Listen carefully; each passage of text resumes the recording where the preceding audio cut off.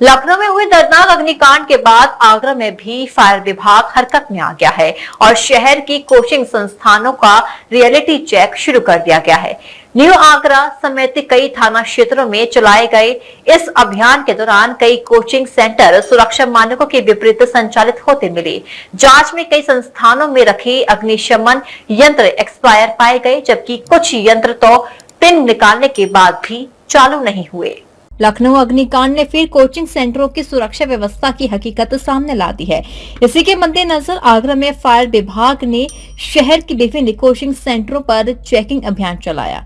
New Agra सहित कई थाना क्षेत्रों में टीम ने कोचिंग सेंटरों की सुरक्षा व्यवस्थाओं की बारीकी से जांच की। निरीक्षण के दौरान कई संस्थानों में गंभीर खामियां सामने आईं। कहीं अग्निशमन यंत्रों की वैधता अवधि समाप्त हो चुकी थी, तो कहीं उपकरण केवल दिखावे के लिए रखे गए थे। कई स्थानों पर जब अग्निशमन यंत्रों की जांच की गई तो पिन निकालने के बाद भी वे चालू नहीं हुए। इससे यह साफ हो गया कि आपात स्थिति में ये उपकरण किसी भी तरह की मदद करने की स्थिति में नहीं है। इतना ही नहीं, कई कोचिंग सेंटर निर्धारित सुरक्षा मानकों के विपरीत संचालित होते हैं। कहीं आपातकालीन निकास व्यवस्था अधूरी थी, तो कहीं फायर सेफ्टी संबंधी जरूरी इंतजाम नहीं पाए गए। सवाल यह है कि जब रोजाना सैकड़ों छात्र छात्राएं कोचिंग सेंटरों में पढ़ने आते हैं, तो उनकी सुरक्षा के प्रति इतनी बड़ी लापरवाही आखिर कैसे बढ़ती जा रही है। वहीं फायर विभाग का कहना है कि जिन संस्थानों में खामियां मिली हैं, उनके खिलाफ नियमानुसार कार्रवाई की जाएगी और उन्हें सुरक्षा मानकों का पालन करने के निर्देश दिए गए हैं। लेकिन बड़ा सवाल यह है कि क्या ये अभियान केवल औपचारिकता बनकर रह जाएगा या फिर छात्रों की सुरक्षा सुनिश्चित करने के लिए ठोस और प्रभावी कदम भी उठाए जाएंगे। इंस्पेक्शन कर रहे हैं, हमारे भी कुछ मानक हैं। एनओसी के लिए मानक है कि 500 मीटर से ज्यादा कवर्ड एरिया होना चाहिए। अधिकांश में ये पाया जा रहा है कि 500 मीटर से कम, और जिनकी हाइट 15 मीटर से ऊपर जिसका एक्ट लागू होता है। हमारा ये कहना है कि फायर सेफ्टी तो कराना अनिवार्य होनी चाहिए। फायर सेफ्टी लोग कराएं और उसके लिए नेशनल बिल्डिंग कोड भी कहता है कि व्यवस्था कराएं, लेकिन जो लाइसेंसिंग अथॉरिटी है वो इंश्योर करें कि इनमें एडमिशन व्यवस्थाएं होनी चाहिए, तो वो अपने हिसाब से कराएं। ऐसे कई बार हमारा अभियान चला भी है, उसको मार्गदर्शन भी किया। इसी में बैठे, इसमें भी हमारी टीमें आ चुकी हैं। पहले इनको बता गई थी तो इन्होंने फायर एक्सटिंग्विशर लगवा दी, उसके अलावा अभी स्थायी अग्निशमन व्यवस्था नहीं करी। दूसरी बात यह है कि बिल्डिंगें, ये जरूरी है कि वो ये जिस कार्य के लिए किया जा रहा है प्राधिकरण द्वारा उसका मान्यता दी गई है कि उस कार्य को करने की, ये इम्पोर्टेंट है। तो उसमें जैसे जीनेस के कितने चौड़े होने चाहिए, वेंटिलेटेड होने चाहिए, निकलने के रास्ते से इसमें ही है। उसमें पीछे आप लकड़ी का पार्टीशन से किया हुआ क्लासरूम बनाई, जो कि प्रोटेक्टेड होनी चाहिए, क्योंकि इसमें ज्वलनशील है। अगर लग गई तो धुआं फैलेगा, बच्चे भी बाहर डर के मारे भागेंगे, तो इकट्ठा होने की खतरनाक है। कुछ जगह उन्होंने फसाड से बना दिया गया, तो उसके लिए स्टेयर पूरा ओपन होना चाहिए। कुछ हिस्सा देखिएगा तो स्टेयर ओपनेबल रहेंगे तो बच्चे बाहर निकल जाएंगे, और उसमें मानक के साथ एडमिशन व्यवस्था की जानी चाहिए।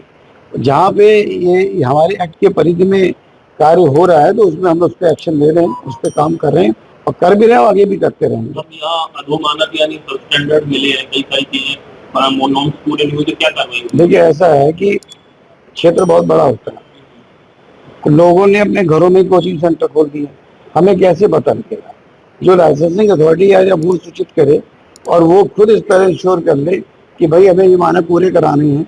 यदि उनको मानक नहीं पता तो हम लोग से संपर्क करके मानक पूछ लें कि ये व्यवस्था करने के बाद ही अब लाइसेंस जारी करें, तो समस्याएं कुछ कम हो जाएंगी। आप अपने स्तर से जितनी कार्रवाई कर सकते हैं, जो निर्देश हुए उस पर हम लगातार सुबह से ही लगे थे।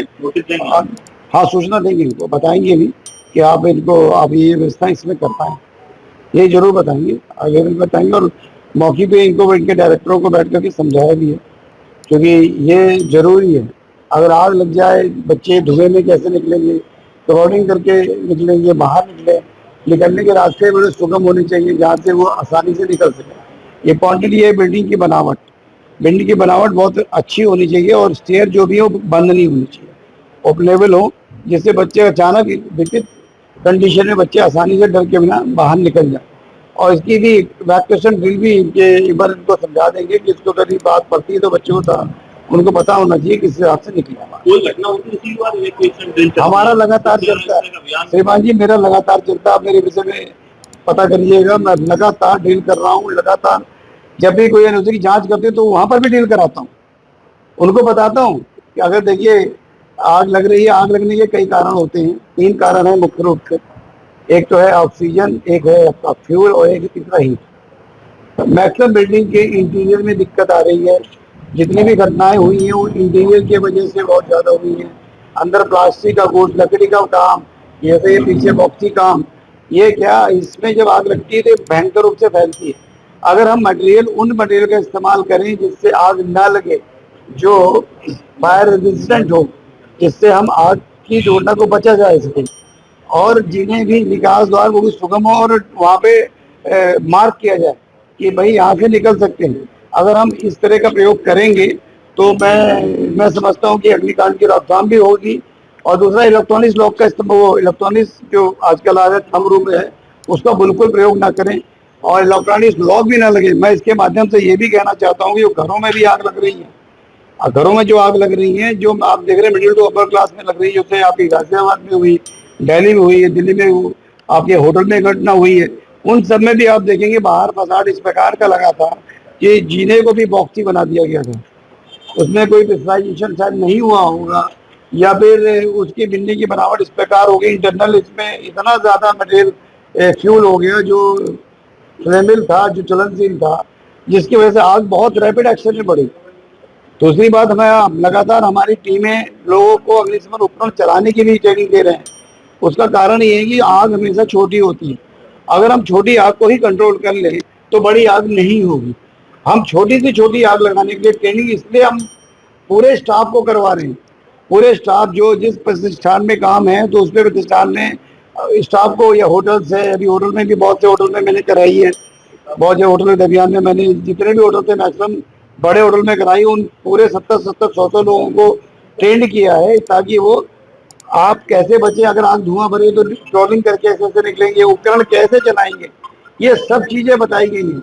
डीजी महाराजा न्यूज के लिए करीम खान की रिपोर्ट।